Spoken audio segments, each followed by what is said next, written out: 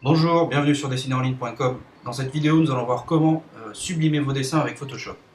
Ce tuto s'adresse à des gens intermédiaires, de débutants à intermédiaires. Donc il faut que vous ayez quand même ouvert au moins une fois dans votre vie Photoshop et fait quelques manips sur une image. Ensuite, ce tuto est accompagné d'un support de cours. Donc il s'agit du fichier PSD, du fichier source que vous voyez là et sur lequel on va travailler. Donc dans cette vidéo, vous verrez comment numériser et retoucher votre dessin dans Photoshop. Et dans un premier temps, vous allez voir comment le nettoyer. Ensuite, dans un deuxième temps, comment rehausser les contrastes et accentuer un peu les traits de crayon. Et pour finir, on va ajouter un lavis monochrome sépia au dessin. Le matériel que j'utilise, c'est Photoshop CS5. Vous pouvez faire le tuto à partir de la version Photoshop CS4 et plus. J'utilise un scanner, une tablette graphique, la Wacom Intuos 4. Pas de panique si vous n'avez pas de tablette, vous pouvez quand même faire le tuto. Vous allez mettre un peu plus de temps dans la partie où on va utiliser les pinceaux. Et donc nous allons voir comment passer de ce dessin original, pas retravaillé, à ce dessin. On va donc commencer par scanner le dessin. Essayez de retrouver la fenêtre qui affiche les paramètres de réglage de votre scanner. Et elle s'affiche au moment où vous allez numériser votre dessin et vous allez faire ces réglages là. Donc vous allez mettre en 300 dpi la résolution et vous allez mettre niveau de gris.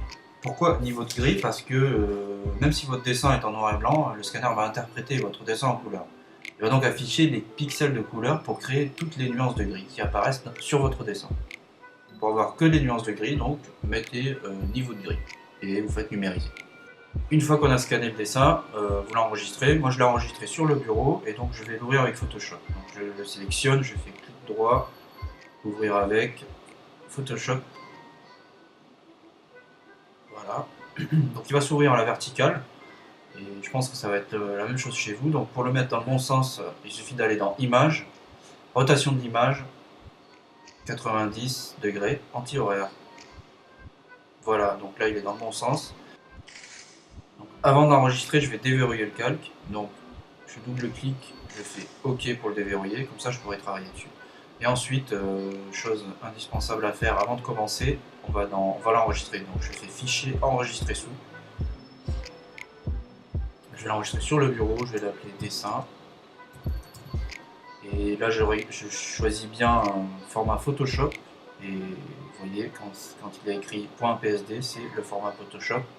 Et c'est votre fichier source. Donc je fais enregistrer. OK.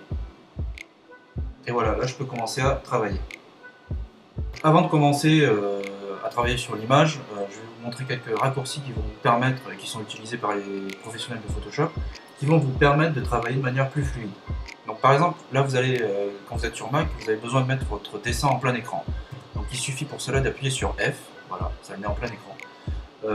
Ensuite, vous allez peut-être avoir besoin de zoomer sur l'image. Donc sur Mac, pour zoomer, il suffit d'appuyer sur Commande plus. Voilà, dézoomer, Commande moins. Sur PC, vous appuyez sur CTRL plus ou CTRL moins. Et maintenant, vous avez peut-être zoomé comme ça et vous avez besoin de vous déplacer dans le dessin. Vous avez besoin d'aller en bas à droite. Donc pour cela, il suffit d'appuyer sur Espace.